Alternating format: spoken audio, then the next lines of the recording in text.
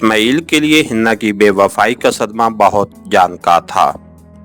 اسے ہنا سے اتنے بڑے دھوکے کی امید بالکل نہیں تھی، مگر اب جب کہ یہ انہونی ہو گئی تھی تو اسے دل سے لگا کر بیٹھ جانا اپنی جان گنوانے کے مترادف تھا۔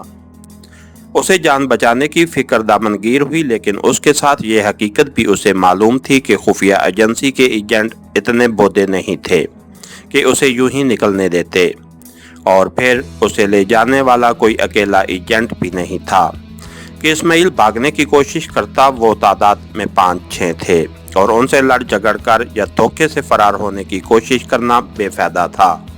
وہ اسے لفٹ کے ذریعہ نیچے لائے۔ تمام تربیت یافتہ ایجنٹ تھے۔ اسماعیل کو انہوں نے اس انداز میں گھیرا ہوا تھا کہ اس کے بھاگ نکلنے کا کوئی راستہ نہیں تھا۔ آل سے گزرتے وقت اسماعیل نے گہری نظر سے دائیں بائیں کا جائزہ لیا۔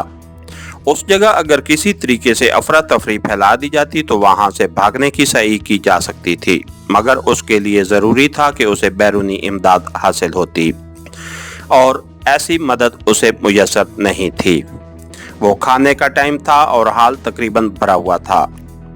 کچھ لوگ کھانے کو جتے ہوئے تھے اور کچھ بیرے کے منتظر تھے۔ ان کی خوش گپیوں سے اٹھنے والی آواز ایک مستقل شور کا روپ دھارے ہوئے تھی، لیکن یہ شور اتنا زیادہ نہیں تھا کہ کانوں کو ناگوار گزرتا۔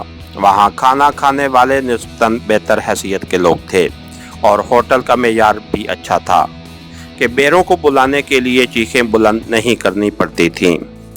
ہوٹل کا حال کافی وسیع تھا۔ وہ بمشکل حال کے درمیان میں پہنچے ہوں گے کہ اچانک اسماعیل کی نظر ایک جانی پہچانی صورت پر پڑی۔ یہ فاضل خان کا وہی آدمی تھا جسے اس نے اسی ہوٹل میں بے ہوش کیا تھا۔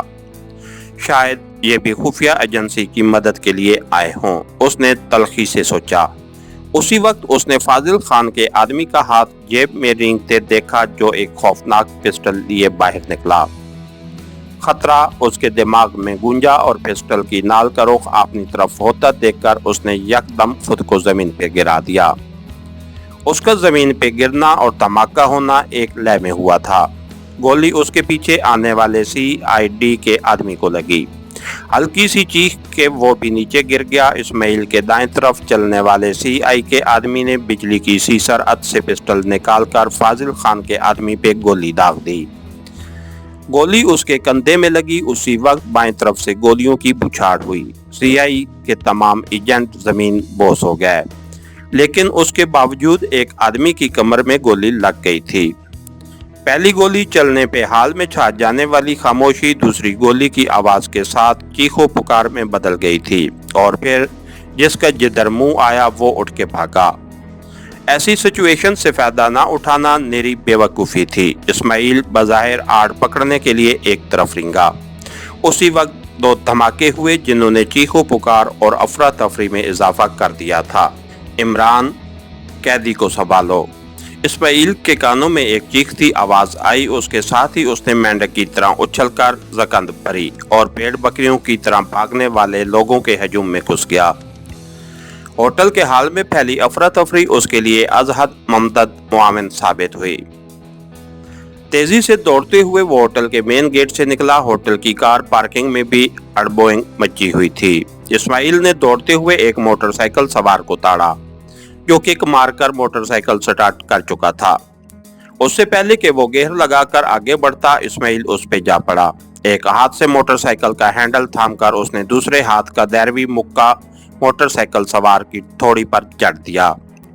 وہ اچھل کر نیچے گر گیا۔ اگلے ہی لمحے موٹر سائیکل اس کے نیچے تھا۔ گیئر لگاتے ہی اس نے کلچ چھوڑا اور موٹر سائیکل پستول سے نکلی گولی کی طرح روڈ کی جانب بڑھا۔